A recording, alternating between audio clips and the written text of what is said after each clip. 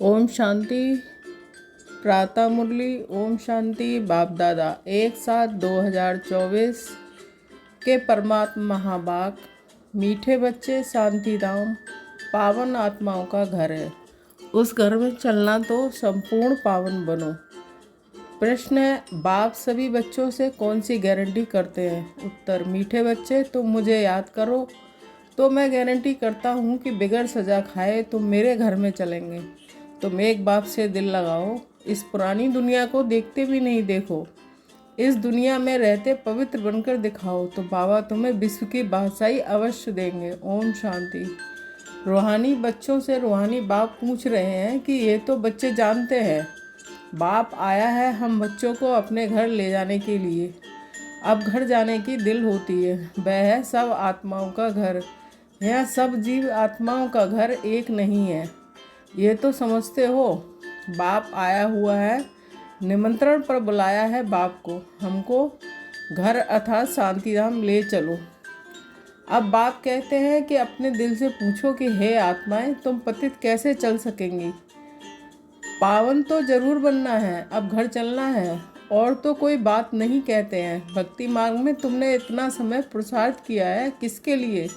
मुक्ति के लिए। तो अब बाप पूछते हैं, घर चलने का विचार है? बच्चे कहते हैं, बाबा इसके लिए ही तो इतनी भक्ति की है। ये भी जानते हो जो भी जीव आत्माएं हैं सबको ले जाना है, परंतु पवित्र बनकर घर जाना है। फिर पवित्र आत्माएं ही पहले पहले आती हैं। अपवित्र आत्माएं तो घर में रह नहीं सकती। अभी जो भी करोड़ों आत्माएं हैं सबको घर जरूर जाना है। उस घर को शांतिधाम व वानप्रस्थ कहा जाता है। हम आत्माओं को पावन बनकर पावन शांतिधाम जाना है। बस कितनी सहज बात है। वह है पावन शांतिधाम आत्माओं का, वह है पावन सुखधाम जीव आत्माओं का, यह है पतित दुखधाम जीव आत्माओं का। इसमें मूझने की तो कोई बात नहीं है। शांतिधाम जहाँ सब पवित्र आत्माएं निवास करती हैं वह है आत्माओं की पवित्र दुनिया, बाइसलेस इनकॉर्पोरियल वर्ल्ड। ये पुरानी दुनिया है, सब जीव आत्माओं की, सब पतित हैं। अब बाप आए हैं आत्माओं को पावन बनाकर पावन दुनिया शांतिधाम में ले जाने। फिर जो राजयोग सीखते हैं वही पावन सुखधाम में आएंगे। ये तो बहुत सहज है, इसमें कोई भी बात का विचार नहीं करना है। बुद्धि से समझना है हम आत्माओं का बाप आया हुआ है हमको पावन शांतिधाम में ले जाने। वहाँ जाने का रास्ता जो हम भूल गए थे सो अब बाप ने बताया है। कल्प कल्प मैं ऐसे ही आकर कहता हूँ कि हे बच्चे, मुझे सिर्फ बाबा को याद करो। सर्व का सद्गति दाता सतगुरु है। वही आकर बच्चों को पैगाम अथवा श्रीमत देते हैं कि बच्चों अभी तुमको क्या करना है। आधा कल्प तुमने बहुत भक्ति की है, दुख उठाया है, खर्चा करते करते कंगाल बन गए हो। आत्मा भी सतो प्रधान से तमो प्रधान बन गई है। बस ये थोड़ी बात ही समझने की है। अब घर चलना है बा नहीं? हाँ बाबा ज़रूर चलना है। वह हमारा स्वीट साइलेंस होम है। ये भी समझते हो कि बरोबर अभी हम पतित हैं, इसलिए जा नहीं सकते। अब बाप कहते हैं कि मुझे याद करो तो तुम्हारे पाप कट जाएंगे। कल्प कल्प यही पैगाम देता हूँ। अपने को आत्मा समझो, इस देह तो खल्लास हो जानी है, बाकी आत्माओं को वापस जाना है। उनको कहते हैं निराकारी दुनिया। सब निराकारी आत्माएं वहाँ रहती हैं। वह घर है आत्माओं का। निराकार बाप भी वहाँ रहते हैं। बाप आते हैं सबसे पिछाड़ी में, क्योंकि फिर सबको वापस ले जाना है। एक भी पवित्र आत्मा रहती नहीं है। इसमें कोई मूझने व तकलीफ की बात नहीं है। गाते भी हैं पतित पावन आकर हमको पावन बनाए, साथ ले चलो, सबका बाप है ना। फिर जब हम नई दुनिया में पार्ट बजाने आते हैं तो बहुत थोड़े रहते हैं।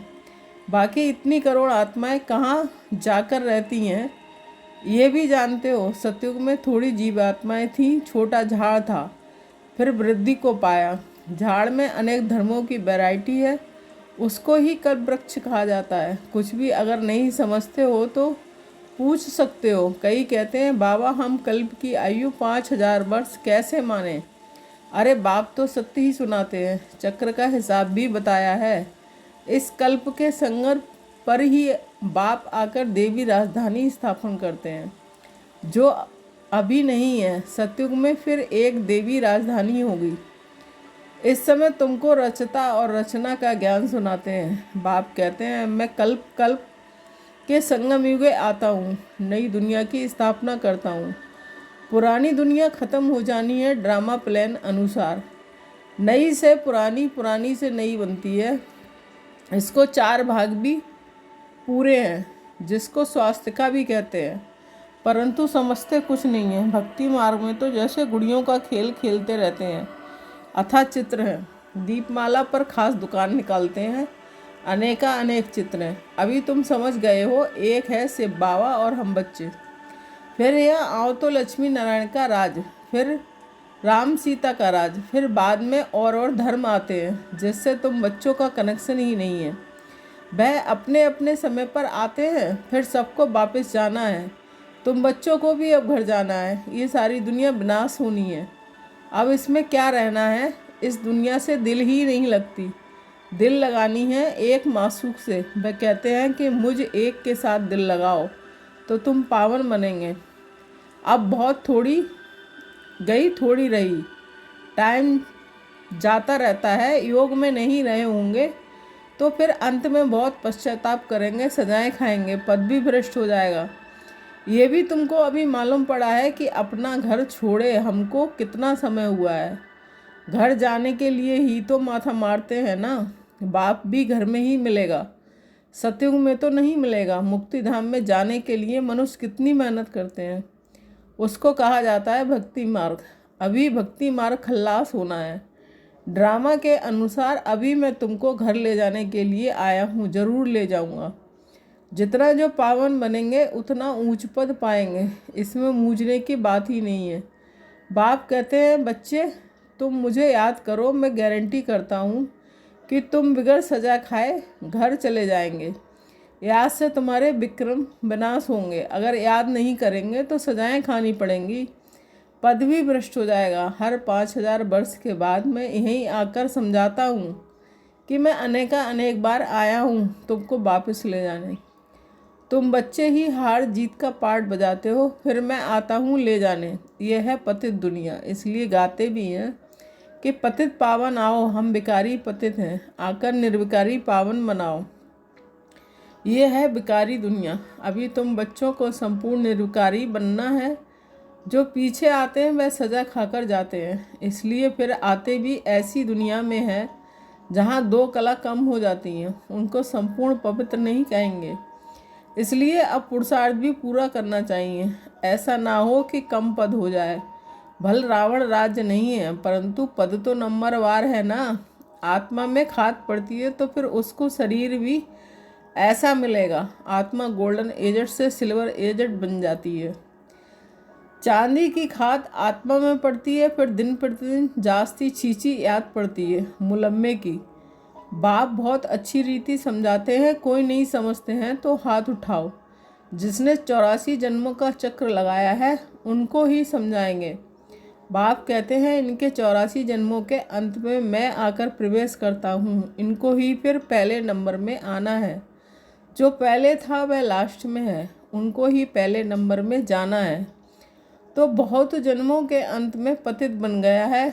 मैं पतित पावन उनके ही शरीर में आता हूँ, उनको पावन बनाता हूँ। कितना क्लियर कर समझाता हूँ। बाप कहते हैं, मुझे याद करो तो तुम्हारे पाप भस्म होंगे। गीता का ज्ञान तो तुमने बहुत सुना और सुनाया है, परंतु उनसे भी तुमने सद्गति को नहीं पाया। बहुत सन्यासियों ने तुम्हारी मीठी मीठी आवाज़ से शास्त्र सुनाए, जिस आवाज़ को सुनकर बड़े बड़े आदमी जाकर इकट्ठे होते हैं। कन्नस है ना, भक्ति मार्ग है ही कन्नस। इसमें तो आत्मा को बाप को याद करना है। भक्ति मार्ग अब पूरा होता है। बाप कहते हैं, मैं तुम बच्चों को ज्ञान देने आया हूँ जो कोई नहीं जानते। मैं ही ज्ञान का सागर हूँ। ज्ञान कहा जाता है नॉलेज को। तुमको सब कुछ पढ़ाते हैं, 84 का चक्र भी समझाते हैं। तुम्हारे में सारी नॉलेज है। स्थूल वतन से सूक्ष्म वतन क्रॉस कर फिर मूल वतन में जाते हो। पहले पहले है लक्ष्मी नारायण की डायनास्टी। वहाँ बिकारी बच्चे नहीं होते हैं। रावण राज ही नहीं, योग बल से सब कुछ होता है। तुमको साक्षात्कार होता है। अब बच्चा बन गर्भ महल में जाना है, खुशी से जाते हैं। यहाँ तो मनुष्य कितना रोते चिल्लाते हैं। यहाँ तो गर्भ जेल में जाते हैं ना। माँ रोने पीटने की बात ही नहीं है, शरीर तो बदलना जरूर है। जैसे सर्प का मिसाल है, इसमें पूछने की बात ही नहीं है, जास्ती पूछने का रास्ता नहीं है। एकदम पावन बनने के पुरुषार्थ में लग जाना चाहिए। बाप को याद करना मुश्किल होता है क्या? बाप के सामने बैठे हो ना, मैं तुम्हारा बाप, तुमको सुख का वर्षा देता हूँ।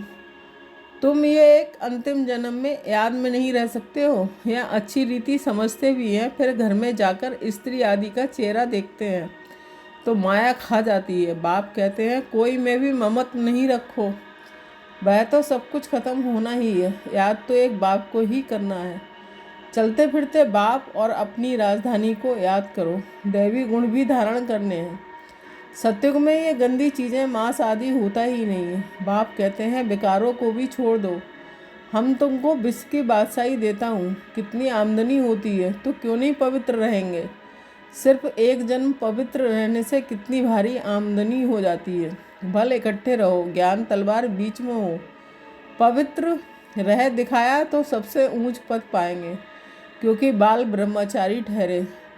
फिर नॉलेज भी चाहिए, औरों को आप समान बनाना है। सन्यासियों को दिखाना है कि कैसे हम इकट्ठे रहते पवित्र रहते हैं, तो समझेंगे इनमें तो बड़ी ताकत है। बाप कहते हैं कि इस एक जन्म पवित्र रहने से 21 जन्म तुम विश्व के मालिक बनेंगे। कितनी बड़ी प्राइज मिलती है, तो क्यों नहीं पवित्र रह दिखाएंगे। टाइम ही बाकी थोड़ा है, आवाज़ भी होता रहेगा, अखबार में भी पड़ेगा।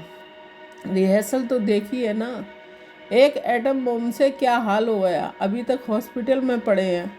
अभी तो ऐसे बॉम्ब्स आदि बनाते हैं जो कोई तकलीफ नहीं, फट से ख़त्म। और ये रिहर्सल होकर फिर फाइनल होगा, देखेंगे फट से मरते हैं व नहीं।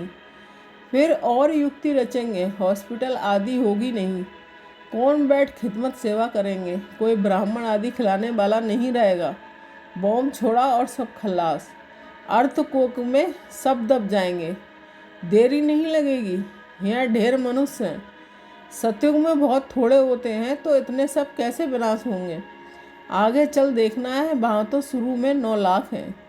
फकीर भी तुम हो, साहेब भी तुमको प्यारा है। अभी सबको छोड़ अपने को आत्मा समझ लिया है, ऐसे फकीरों को बाप प्यारा लगता है। सतयुग में बहुत छोटा सा झाड़ होगा। बातें तो बहुत समझाते हैं, जो भी एक्टर्स हैं सब आत्माएं अविनाशी हैं, अपना अपना पार्ट बजाने आती हैं। कल्प कल्प तुम ही आकर बाप से स्टूडेंट बन पड़ते हो। जानते हो बाबा हमको पवित्र बनाकर साथ ले जाएंगे। बाबा भी ड्रामा के अनुसार बंधाएमान है, सबको वापस जरूर ले जाएंगे। इसलिए नाम ही है पांडव सेना। तुम पांडव क्या कर रहे हो, तुम बाप से राजभाग ले रहे हो। हुबहू कल्प पहले मिसल नंबरवार प्रसाद अनुसार। अच्छा मीठे मीठे सिकील दे बच्चों के प्रति माता पिता बाप दादा का याद प्यार और गुड मॉर्निंग। रूहानी बाप की रूहानी बच्चों को नमस्ते। धारणा के लिए मुख्तार 1 पॉइंट। बाप का प्यारा बनने के लिए पूरा फकीर बनना है। देह को भी भूल स्वयं को आत्मा समझना ही फकीर बनना है। बाप से बड़े से बड़ी प्राइज लेने के लिए संपूर्ण पावन बनकर दिखाना है। सेकंड, वापस घर जाना है, इसलिए पुरानी दुनिया से दिल नहीं लगानी है, एक मासूक से ही दिल लगानी है। बाप और राजधानी को याद करना है। वरदान, ब्राह्मण जीवन में सदा चीयरफुल और केयरफुल मूड में रहने वाले कंबाइंड रूपधारी व यदि किसी भी परिस्थिति में प्रसन्नता का मूड परिवर्तन होती है तो उसे सदाकाल की प्रसन्नता नहीं कहेंगे। ब्राह्मण जीवन में सदा चीयरफुल और केयरफुल मूड हो। मूड बदलनी नहीं चाहिए। जब मूड बदलती है तो कहते हैं मुझे तो एकांत चाहिए। आज मेरा मूड ऐसा है। मूड बदलती तब है जब अकेले होते हो। सदा कंबाइंड रूप में रहो तो मूड बदलेगी नहीं। स्लोगन, कोई भी उत्सव मनाना अर्थात याद और सेवा के उत्सव में रहना। ओम शांति। Thank you Baba.